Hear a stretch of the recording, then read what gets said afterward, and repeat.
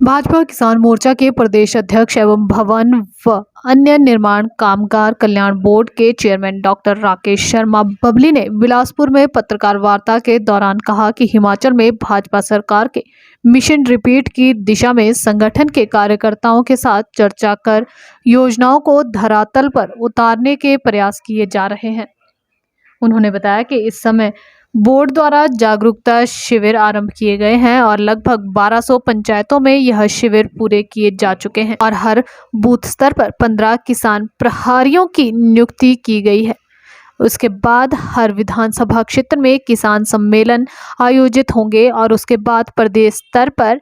किसान सम्मेलन किया जाएगा। उन्होंने बताया कि किन्नौर और लाहौल में हींग और केसर की खेती के लिए बजट का प्रावधान करके सरकार ने महत्वपूर्ण कार्य किया है। वहीं जहर मुक्त खेती के लिए भी बजट की व्यवस्था की गई है, जो कि किसानों के लिए बहुत बड़ा योगदान सरकार की ओर से किया गया है। धान की मंडियां भी शुरू हुई है ताकि किसानों को अपनी फसल को बेचने के लिए बाहर ना जाना पड़े। उन्होंने बताया कि कृषि बिल के समर्थन में जागरूक करने के लिए बोर्ड ने 3.50 लाख पत्रक बांटे थे।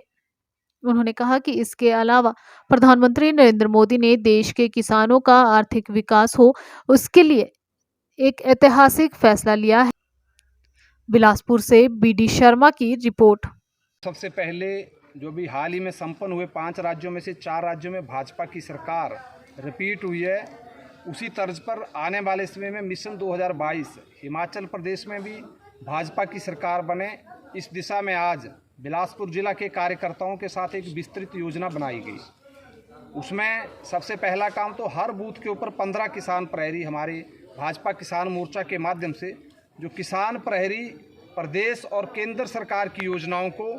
गांव-गांव स्तर पर ले जाएंगे और वहाँ पे जो वहाँ के किसानों, बागबानों और मजदूरों की समस्याएं हैं उनको हमारी सरकार के समक्ष रखेंगे। इस दिशा में हमारा अभियान शुरू हो गया है। किसान प्रहरियों के माध्यम से हम बूथ स्तर पर जितना भी हमारे चाहे वो किसान सम्मान निधि मिल रही है, हर बूथ के ऊपर लगभग 110 से 20 किसानों के खाते में हर साल 6,000 रुपया और पूरे हिमाचल प्रदेश के अंदर 9,35,000 किसानों के खाते में 6-6 हज़ार रुपये माननीय देश के प्रधानमंत्री किसानों की जो मूलभूत आवश्यकताएं हैं उनके लिए जारी कर रहे हैं। उस दिशा में भी जनसंपर्क अभियान के माध्यम से किसान मोर्चा के कार्यकर्ता बूथ स्तर पर इस विषय में काम करेंगे। उसके बाद हमने कहा है कि मंडल स्तर पर या विधानसभा स्तर पर एक किसान सम्मेलन करेंगे। ऐसे किसान जो लाभार्थी रहे, जिनको लाभ मिला है हमारी इन सरकार की योजनाओं का, प्लस जो हमारे काम में लगे हैं कार्यकर्ता जो हमने किसान प्रहरी के रूप में, ये सभी मिलकर हर विधानसभा क्षेत्र के ऊपर एक किसान सम्मेलन करेंगे। और उसके बाद पूरे हिमाचल प्रदेश के अंदर भी जितने भी योजनाएं हमारे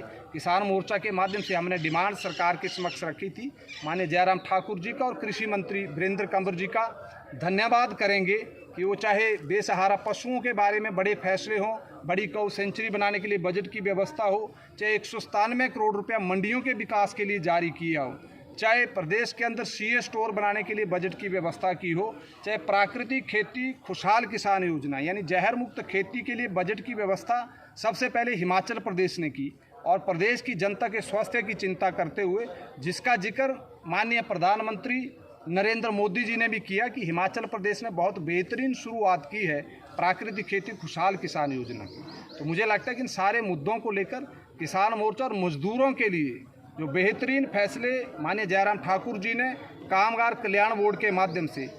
गरीब मजदूरों के बच्चों की शिक्षा के लिए बजट में 3 गुना बढ़ोतरी, उसके बाद योजनाओं की संख्या को 6 से 13 तक पहुंचाया। प्रदेश के अंदर मजदूरों के केवल 12 कार्यालय थे कामगार कल्याण बोर्ड के, उसको 26 संख्या की है पिछले 6 महीनों में। तो इस तरह से जितने भी फैसले गरीब मजदूरों के लिए, किसानों के लिए हमारी सरकार ने लिए हैं, उस दिशा में मिशन 2022 हम फिर से प्रदेश में भाजपा की सरकार बनेगी, इस दिशा में काम करेंगे।